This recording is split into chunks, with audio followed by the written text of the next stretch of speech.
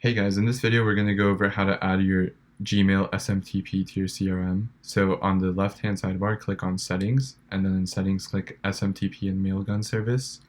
So now you see that there's no SMTP service here, so we're going to click this add service button and select provider. So we're going to choose Gmail. For Gmail, in order to be able to use an email server like this, you need to make sure to turn off secure apps. So to do that, we're going to go to Google and go to manage your Google account. So click your icon and click this button. Then once you're inside your Google account, you're going to search in the search bar for less secure apps. So it's this one right here. And all we're going to do is just toggle this on.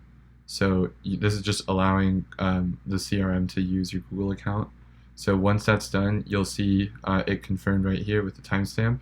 And now we're going to click save, and you should be seeing this successfully show your SMTP here. Make sure you click the button for default provider, and now you'll be ready to send emails using your Google account. Keep in mind that there's also sending limits when using your Google account. So as you can see here, you can only send 100 to 150 emails a day. If you need more emails than that, that's when you should explore using a paid service like Mailgun. And that's how to set up Gmail on your CRM.